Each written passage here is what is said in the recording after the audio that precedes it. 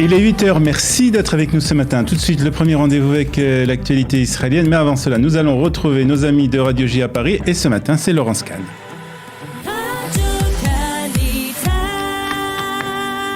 La crise sanitaire est ce matin encore au cœur de l'actualité israélienne. Naftali Bennett exhorte les Israéliens à se faire vacciner afin d'éviter un 4e confinement. En effet, le Premier ministre répondait hier à des questions des Israéliens sur Facebook. Il a déclaré que l'imposition d'un 4e confinement pendant les fêtes du mois de septembre dépendrait du nombre d'Israéliens vaccinés d'ici là. Naftali Bennett ne parlait pas seulement du 3e vaccin, mais aussi de plus de 1 million d'Israéliens qui ne sont toujours pas vaccinés du tout. Il a également tenu à rassurer les Israéliens, affirmant que la 3e dose du vaccin anti-Covid, désormais proposée aux personnes de 60 ans et plus, était sans danger. Naftali Bennett a ajouté que la 3e dose serait prochainement proposée aussi aux Israéliens plus jeunes et que leur efficacité sera officiellement prouvée. Alors si vous le voulez bien, jetons un coup d'œil sur les chiffres du coronavirus en Israël et plus particulièrement sur le nombre de malades dans un état grave. En effet, car vous l'avez compris Laurent, c'est le chiffre déterminant en ce moment. 241 personnes sont dans un état grave, dont 56 ont besoin d'une assistance respiratoire. Plus de 3500 personnes aussi s'étaient avérées être positives au coronavirus hier, soit un taux de contamination de 3,8%. Alors, ouvrons un chapitre sécuritaire à présent avec cette nouvelle menace du ministre de la Défense contre l'Iran. En effet, Benny Gantz hier a durci le ton. Le ministre israélien de la Défense, Benny Gantz, a déclaré hier que le pays était prêt à s'engager militairement contre l'Iran si cela est nécessaire.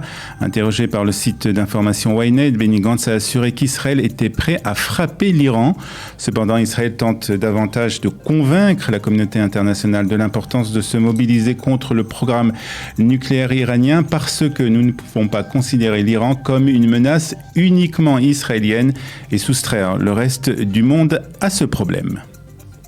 Et puis, hier, c'est le ministre iranien des Affaires étrangères qui a répondu au ministre israélien de la Défense. Et oui, le ministre iranien des Affaires étrangères a mis en garde Israël contre toute action militaire visant la République islamique dans une nouvelle violation effrontée du droit international. Le régime israélien menace désormais ouvertement l'Iran d'une action militaire. C'est ce qu'a déclaré sur Twitter le porte-parole de la diplomatie iranienne.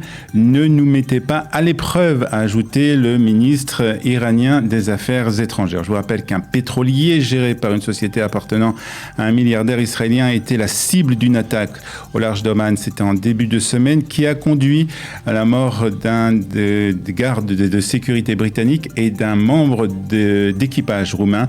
Les États-Unis, le Royaume-Uni et Israël ont pointé du doigt Téhéran qui a démenti.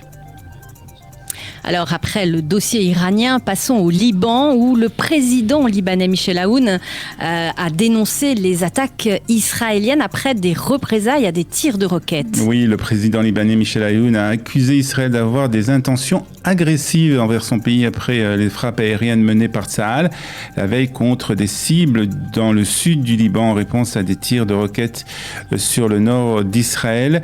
L'utilisation par Israël de ses forces aériennes pour cibler des villages libanais est une première depuis 2006, a affirmé Michel Aoun. Cela démontre les intentions agressives et les menaces continues contre le Liban et sa souveraineté, a-t-il ajouté. Je vous rappelle que mercredi, en fin de matinée, 3 roquettes ont été tirées par des groupes terroristes palestiniens au Liban. L'une d'entre elles est tombée dans le territoire libanais. Les 2 autres ont atterri dans des terrains vagues près de la ville de Kiryat Shmona.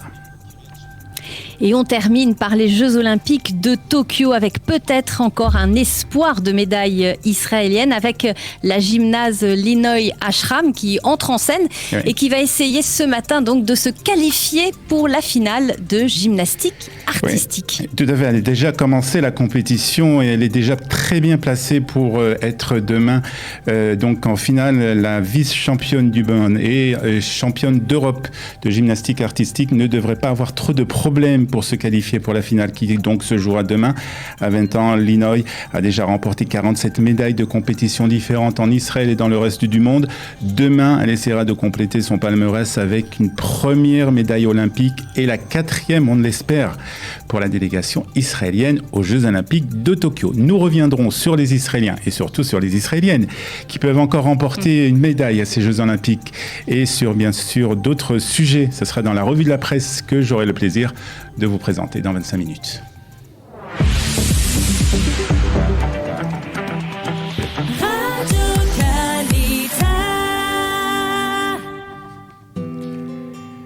Et la météo de ce vendredi, si où il fait encore très très chaud, faites attention si vous devez sortir.